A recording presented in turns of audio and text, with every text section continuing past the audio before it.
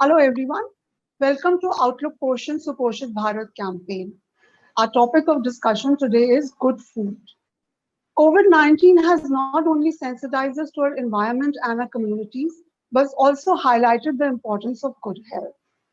And food, good food, nutritious food is needed for growth and development. It acts as an immunity booster, it lowers the risk of disease, and it makes us more productive. We have six experts with us today who will be touching upon different aspects of health and nutrition and highlighting the need for good food.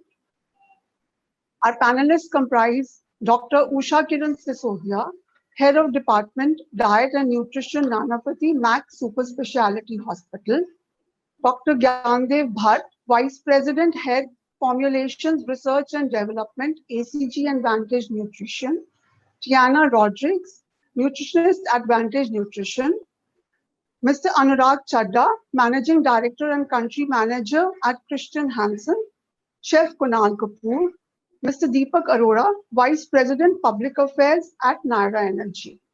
Welcome all of you and thank you for being a part of this conversation.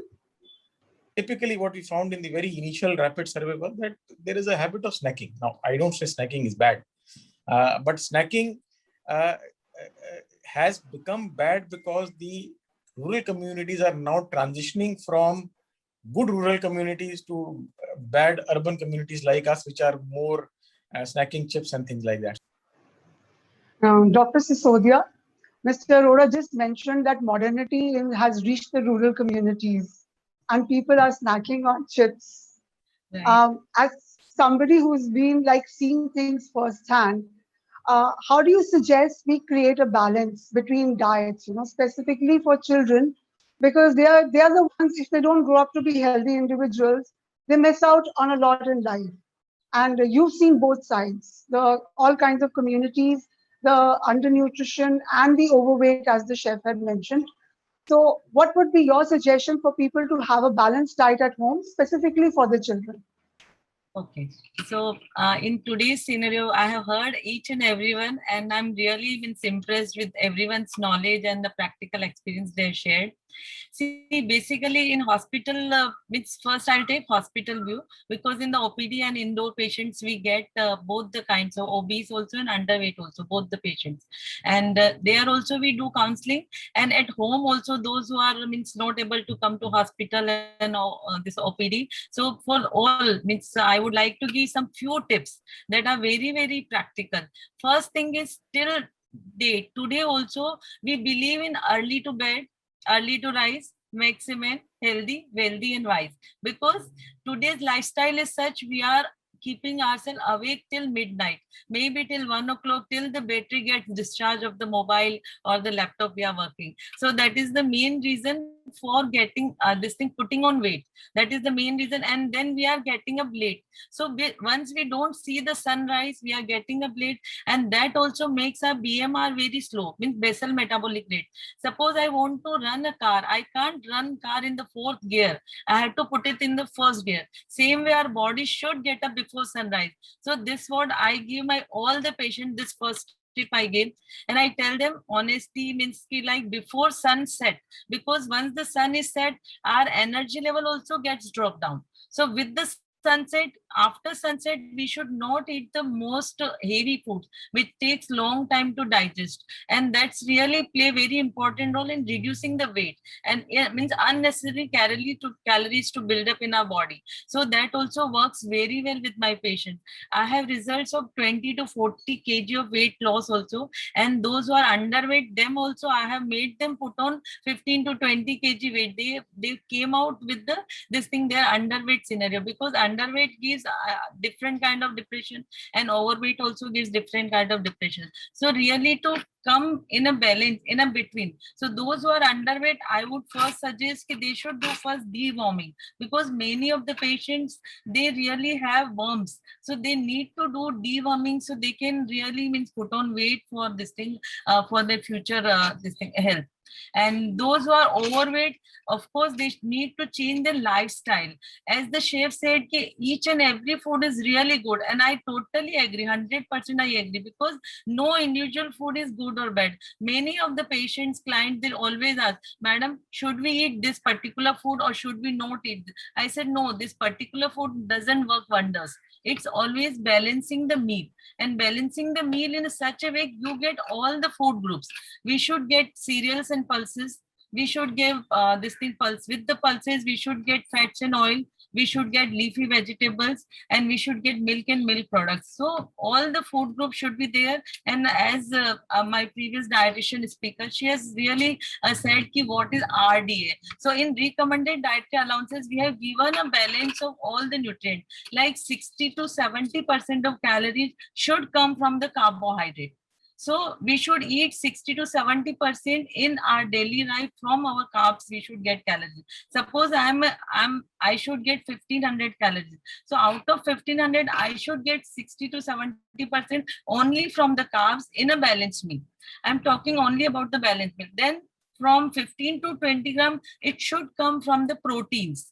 And then the remaining calories, that is only 10 to 15%, that should come up from our fat. And of course, if we are having any clinical condition, suppose I'm having a diabetes, then I need to restrict my carbs. So I need to have a carbs 50 to 55%, and rest of the balance will be from the protein and from the fats. And we should be having more of fiber, because what happens, 90% of problems I have seen in chemo patient, radiation patient, and many clinical conditions, they only have this thing, constipation, severe constipation. Surgeons always tell, Madam, please see, my patient should not get constipated, because in many times in the OT they have to only give enema, and they have to really pull the stool and they have to remove. So they say, Madam, please take care in the diet, they should get enough fiber and enough liquid. So these are the practical situations we need to really handle. Each of those who are non-vegetarian, hardcore non-vegetarian, they generally have constipation for 4 days. So they need to keep in mind that they should include some vegetable fibers with the meals. If they are eating chicken, they should have more of palak, more of methi, more of spinach. That way they should include. And those who are having like vegetarian diet, they should keep in mind that they should get enough protein also and enough fluid also. So both of them should make a balance. So as a balanced meal, one should have 60 to 70% of the calories from the carbohydrate, 15 to 20% from the fat, and remaining from the protein. So we have to play between all these three macronutrients, and the rest micronutrient we should get along with the diet.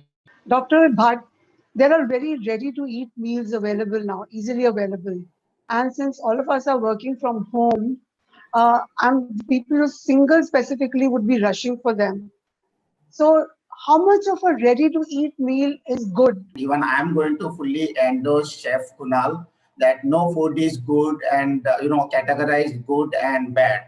So all the food is good. So having said that, even the ready-to-eat food is also good, but with the limitations, because these are all not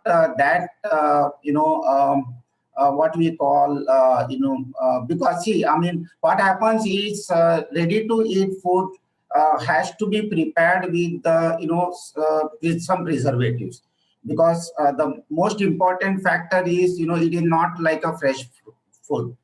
Because it has to be preserved, because fresh food, whatever we prepare, we cannot, it is not sustainable. It cannot sustain for more time. So it has to be, eaten within whatever the time limit which has been assigned to that. But then at the same time, ready-to-eat food comes with that kind of preservatives, which can be preserved for the more time in the frozen condition. So the moment we, get into all this processing kind of thing, adding some preservatives, adding some antioxidants to prevent oxidation of any, vegetable oil being used, or any, oxidizing products which are being, used in that food. So we will end up using, having those food with antioxidant, preservatives, and some additional, flavors have been added into that, because fresh food always gives that flavor when it is cooked right with the right way. That's what Chef Kunal was talking about. How to mix and match and then prepare a food. What way it need to be cooked, and then maintain that freshness and flavor. So it is always encouraged to have freshly prepared. But some point of time, as you rightly said, probably because of the circumstances, because of some reasons, when the what we call movement is restricted, we may end up using this. So once in a while, it is it's good, but then not encouraged to have on a daily basis, on a continuous basis. So Tiana, you have to give us practices how to de-addict ourselves of all these packed foods. What do you think? What steps we should take, specifically with children, because they are difficult to control. The adults can still be put under some discipline. So when it comes to food, I'm just an overgrown child. I love my food, like exactly how Mr. Deepak said, all the fried stuff, all the packaged food. So I am one of those people, I'll definitely say it. I love chips. But like Mr. Bhatt said, you're not supposed to go overboard with it. A once in a while indulgence to enjoy what you like is okay. What do I do personally? So when it comes to chips, the main reason we go for anything that we look at fast food, we call processed, always has excess salt in it. And that's the reason we need that additional cola. Whether you had Chinese food, whether you had a pizza, whether you had anything, you'll never order it singly, right? You always got to order that accompaniment of a cola. Why? Because it's so high in sodium that you need that. But you will not go for water, you will reach for a cola. So first simple thing is correct food combinations. If you're eating something from outside, make sure that you're not drinking a soft drink too from outside. Secondly is portions, very important if you're having outside.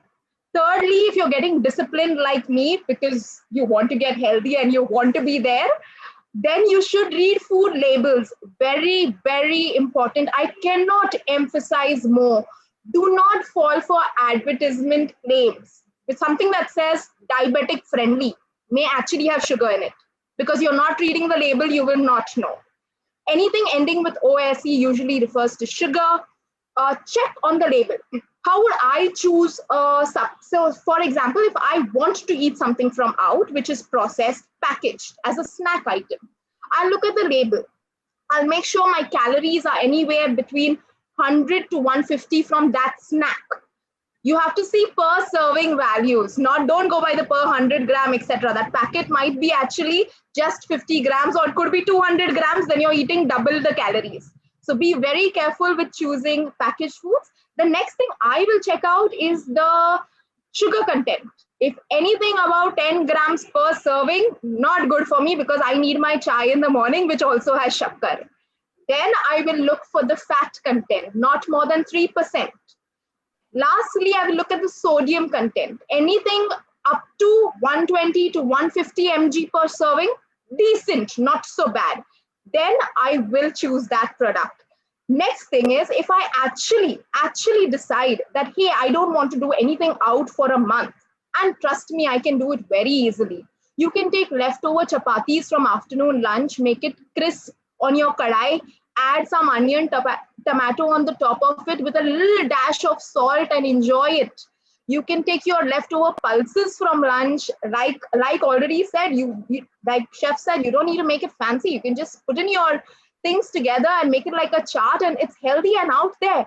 If I want to eat fries at home, what do? I boil my potatoes, make sure they're cooked very well, and just to give that finishing touch of that nice crispy fried edge, I will put it in oil, but just a tad bit and at a very high temperature so that it's not absorbing too much oil, and get it out so that it's nice and crisp and I'm still satisfied.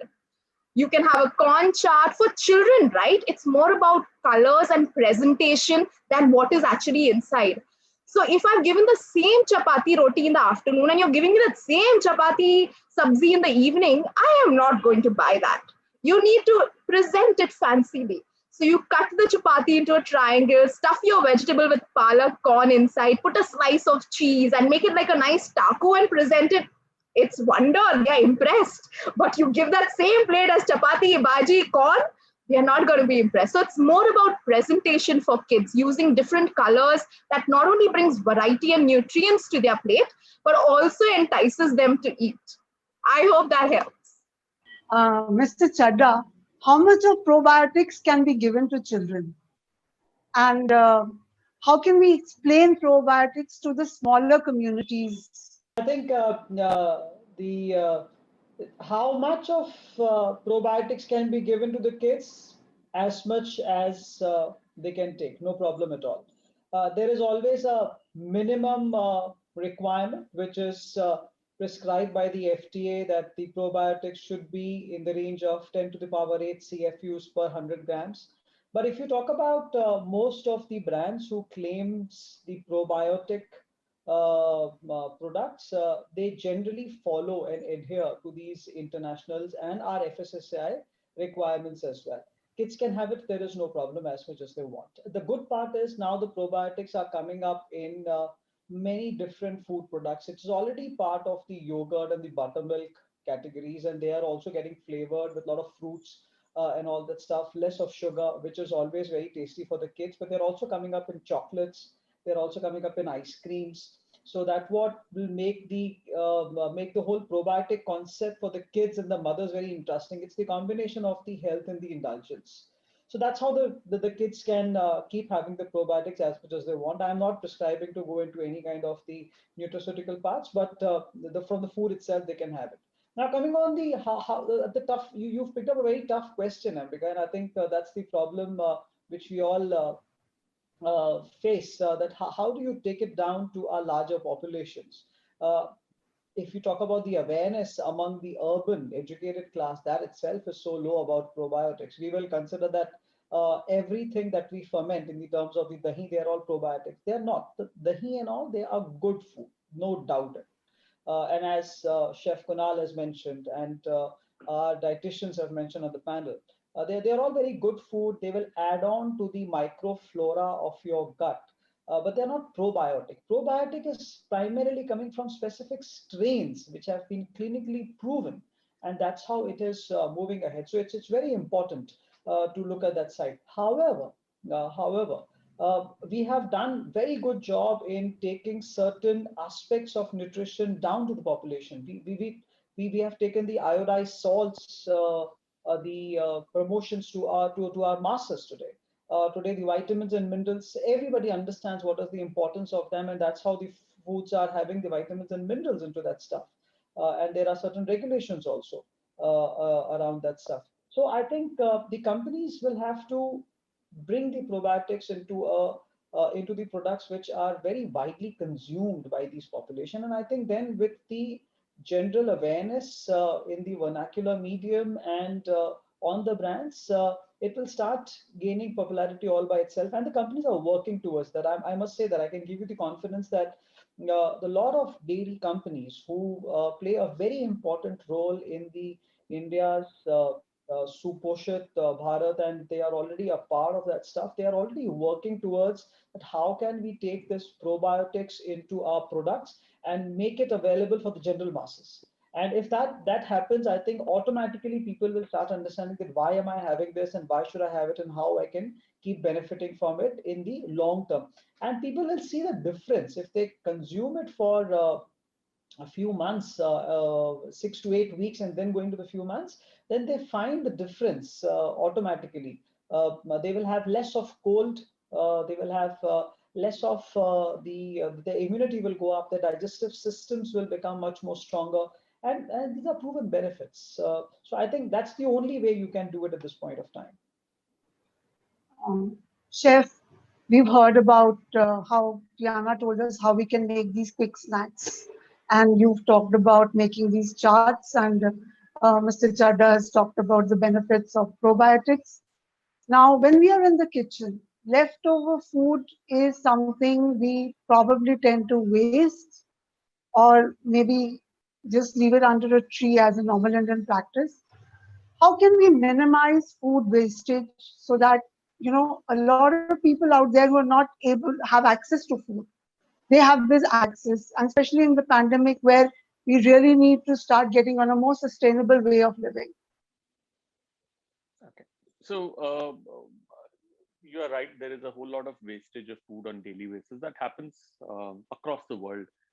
I would still say at home, it is far less than what happens in the industry. When I say in the industry, let's say hotels, restaurants, which usually have a long menu and they stock up everything, where they may not sell, or they would definitely are not selling everything every day or even in coming days.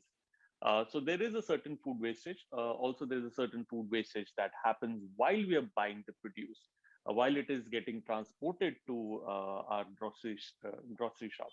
And one may think, अच्छा अभी उसमें हमारा क्या लेना देना? But वहाँ पे भी we can play a small part, which becomes a significant way, goes a longer way to address the situation. So let's pick up these two situations. Let's say if I'm a somebody who goes out to buy my groceries, or the sabzi wala comes to me and mangoes are in season. मैंने क्या लिया? Mango लिया, smell किया अच्छा है, फिर मैंने उसे अच्छे से दबाया, अरे ये तो hard है, और छोड़ दिया.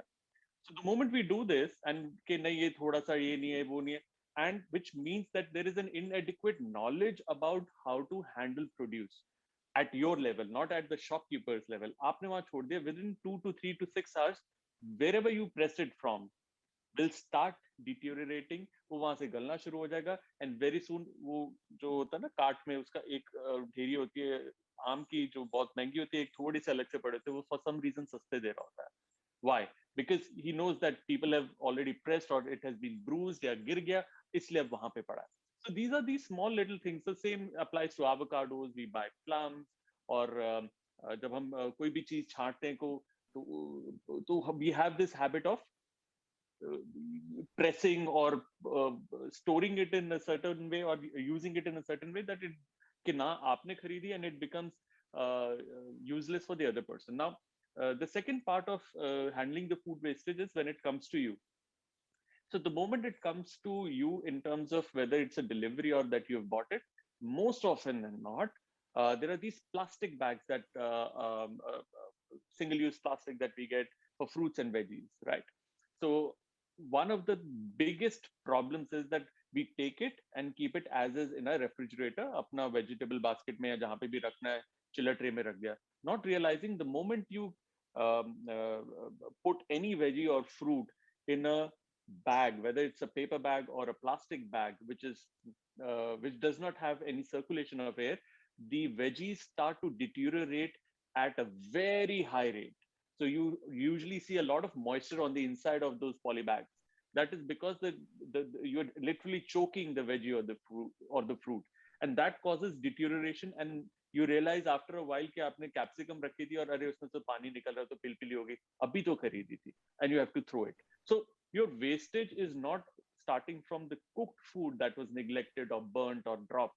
It started from the moment you started purchasing it and started storing it. So there is a certain way to store veggies where your procurement now is limited in these times because you're mostly dependent upon आपके जो वो दे कर गया है, delivery है, and sometimes you don't give it back or however it is, but your onus starts from handling the raw material. So that is one side. The other side is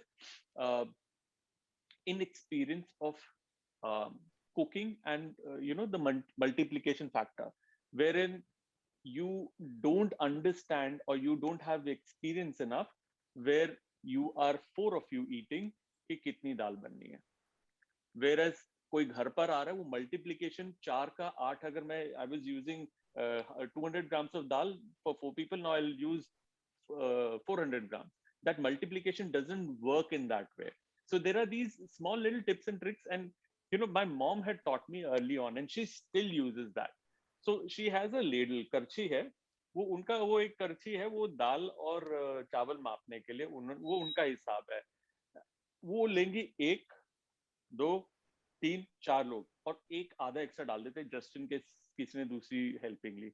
So her measurements are so accurate that by the end of the meal, no matter how many people are there, वो होता है कि थोड़ा से बचे खत्म कर लीजिए, कहाँ कौन रखेगा, वेस्ट होगा. सो मतलब इतना एप्ट होता है कि कम भी नहीं पड़ता, बहुत ज्यादा भी नहीं होता. So that also reduces the wastage, at the same time makes sure that you make fresh every time. And this is a very Indian culture to make fresh food every time for every meal, breakfast, lunch, dinner, snacks. Whereas in Western countries, you have a very big deep freezer जो आपका fresh वाला होता है वो छोटा होता है. India में तो क्या होता है ना, डीप फ्रीजर आइस रखी होती है, एक दो आइसक्रीम रखी होती है, एंड दैट्स अबाउट इट. छोटा होता है, बाकी का फ्रिज बड़ा होता है. आप यूएस या वेस्टर्न वर्ल्ड में जाएंगे, जो डीप है वो बड़ा होता है, बाकी का फ्रेश वाला थोड़ा सा कंपैरेटिवली छोटा होता है, सेम साइज का होता है, because they just stock up everything. They don't cook fresh. So we have this हम कहते हैं धरोहर है हमारी कल्चर की कि ताजा खाना आएगा, ताजा बनेगा. So Indian food, where a lot would debate, I would say is a very healthy food in many ways. So I think portion control is again something that we need to understand. और वो आता है एक दो बार गलती करके, but आप मापदंड ले सकते हैं, whether it's a measuring cup और कटोरी है, चम्मच है, करछी है, वो आपकी किचन में आपके पास है. just try it out once. अगर गोभी भी बनानी है, कटोरी में काट के आपने बना के फिर बनाई, आपने देखा कितने लोगों को पूरी पड़ती है, and that's how you learn. You can also speak to your nani and moms. They never seem to waste food. वो गोभी भी है, डंठल भी है, उसको डंठल का छिलका भी, उसका डंठल की भी सब्जी बन जाती है. अरे इसके पत्ते मत फेंको, इसको ये कर देंगे. एंड जो वेस्ट बचता है ना, आज तक till date in my home, my mom says don't throw it in the dustbin, अलग से रखो, जब गाय आएगी उसको खिला देंगे. So it's a very ecological balanced way of dealing with wastage, where even your peels are not wasted. वो waste हमारे लिए है on your kitchen. We are a very heavily neglected society, if I can say, especially the modern ones, who does not like to spend on kitchen.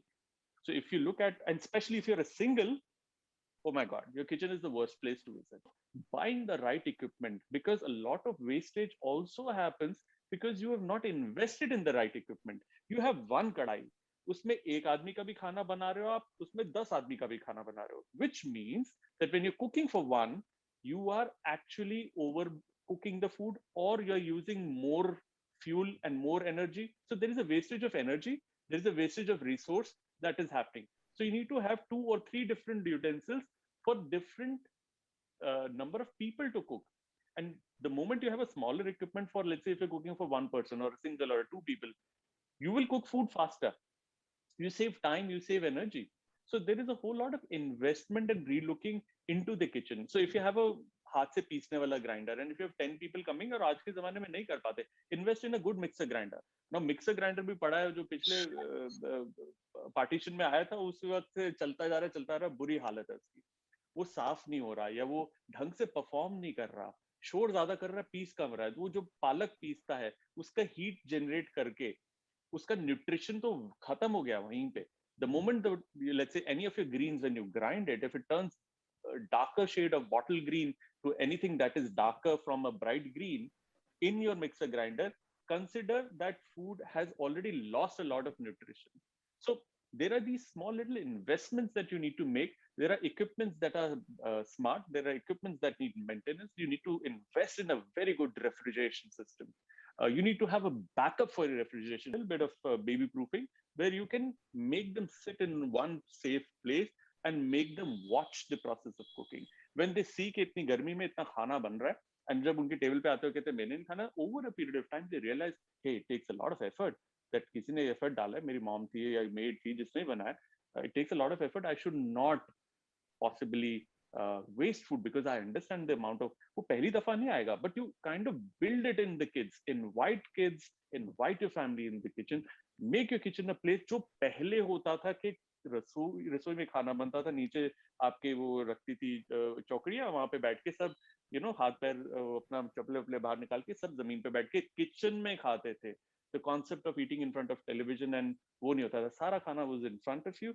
ये आज बना है, इसको खत्म करना है, ये थोड़ा बना है तो वो प्रोपोर्शनेटली आपको खाना. अच्छा आपको पता है कि पतीला खत्म हो रहा है, even if you are hungry and the other person is, वो होता है ना कि कम, अरे यार तू खा ले. So this is also it's very cultural. Unfortunately we have lost it to modernization, as we were just discussing that जैसे chips खाना is very modern. So it's one of the elements of getting modern. There is a advantage to it and there is a big disadvantage, but there is always a midway that one can find. So best practices, hygiene and nutrition seem to be an inclusive approach. Mr. Arora, you also have a sanitation project running where you are taking care of the wastage and the waste food in the communities. Would you tell us about that, how that is helping in the journey? Sure. So let me just talk about two things. And before I come to my 2 points, I think inclusion when it comes to food, again, is a very strange paradox. And the reason being, if you really look at poorer communities, they tend to eat more coarse meals, foods, than us, the more richer ones. And the reason why you find malnutrition more pervasive among the richer communities, that is the reason. Because whatever traditional knowledge, good habits we had, we have simply lost that to our modernity. But having said that, I think what we are seeing happen in the rural areas, and I'll confine my discussion only to Gujarat where we are. See, the prevalence of malnutrition in three forms, as we see as an outcome, stunting, wasting, or anemia, has become so pervasive that one has to really look at clinical treatment. So that's the stage where we have reached as a nation. So if you say that a large percentage of the population is suffering from malnutrition in a country which is traditionally been a food surplus country. So there are multiple paradoxes which one needs to look at from a nutrition perspective or a nutrition value chain perspective, nutrition wastage perspective, and then look at the overall solution. It sounds complicated, but I think when one starts linking up the different elements together in a very focused manner, one can do it also. But this is only one part of it, because what we also sometimes forget in this process is that we believe that the knowledge that we are imparting to a person coming from a slightly more knowledgeable and background to a person who has relatively lesser knowledge, it is bound to be accepted because, oh, you are more Gyani. That's not the way it happens. There has to be a thought process put into how that knowledge transmission will happen in an effective manner, because there is, even we as adults, I think there is a limited and a finite capability for us to absorb knowledge. And 50% knowledge, whatever we hear, in fact, sometimes even more than 50%, we simply discard because it sounds like noise. So to be able to really reach at that inclusive stage where you delivered something to the community, one has to have a much longer horizon. We also need to, as a first step, probably start questioning our own fundamentals on what we are teaching and why we are teaching and how we are teaching. Unless we do that, the inclusivity paradox will remain. And I think we will continue to struggle. Last couple of years have been bad on nutrition indices. We've been seeing that India was improving, but now last couple of years, there has been a decline. So I think somewhere we also have to leave, people like me have to leave our gyan and get to the really basics part of it. But coming to your question on WASH, yes, WASH, which is water, sanitation and hygiene, is an integral part to nutrition. You cannot eat good food if you are not living in a hygienic habitat, or if you are not making that effort to keep your basic hygiene, even if it is confined to just washing your hands prior to eating your food. I think that itself does is a significant step forward. We as a company, of course, do many more things in WASH, starting from waste collection to waste disposal to plastic disposal. But those are lesser related to the nutrition conundrum, I would say. But I think the basics, as everybody has repeatedly said, the basics are the basics. And greatest emphasis has to be retained on us remembering those basics, who are imparting this knowledge, people who are receiving the knowledge, also remembering that their basics, at least in the rural communities, their basics were far stronger than the basics that we would find in the urban communities. And Litti Chokha is one example. I had it only once, maybe I get another chance to have it sometime soon. But I think the fundamentals in the rural areas are fairly strong. So yes, there is a strong integration between hygiene and the nutritional aspect and the delivery of information. Yes, that needs to be delivered as a package. And that's what we have been attempting to do, at least in Gujarat. Thank you everyone for sharing the best practices and supporting the Suposhit Bharat campaign. It's been a pleasure to have you on this panel with us.